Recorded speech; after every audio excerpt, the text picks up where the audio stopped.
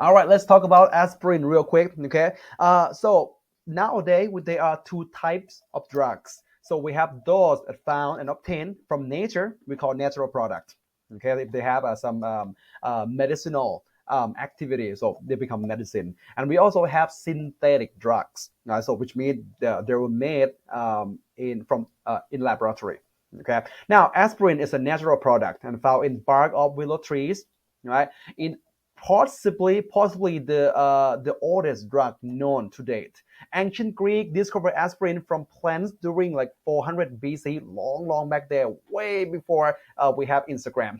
Okay, no one knows aspirin at the time, so they don't have like chemistry is not. We don't have chemistry at the time, and instead they realized that the willow bark extract. So they extract the bark of willow tree can reduce fever, pain, and inflammation.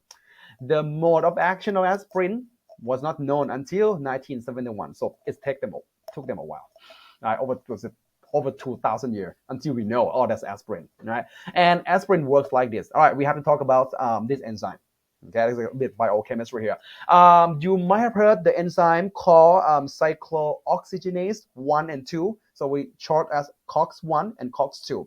So what do these two enzymes do? Well, they metabolize arachidonic acid, right, to prostaglandin H2. So look like that. Don't memorize it. It's just a name. All right. And the prostaglandin H2 is further metabolized to prostaglandin and thromboxane. Okay. The prostaglandin, this guy is actually induce fever and inflammation. The thromboxane help you stop bleeding. If you bleed, the blood coming out, and that induce aggregation of blood platelets.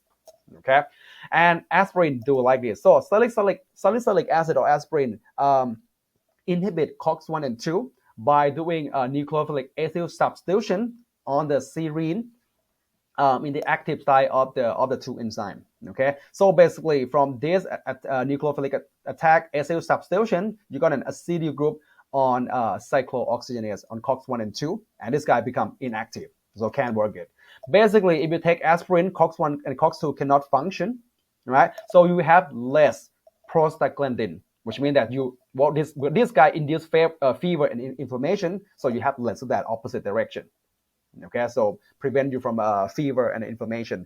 But the side effect is, well, thromboxane also get reduced as well. So if you bleed during the time you take aspirin, well, you just keep bleeding. So, and that's the reason why. So if you, let's say some of you, maybe you, your friend, your family have to go on a surgical process, have to go like do some surgery, the doctor usually suggests not to take aspirin a few days before the surgery day. Okay, because otherwise you bleed. So, all right. Now let's try this predict the product. Okay, and check with me on the next video.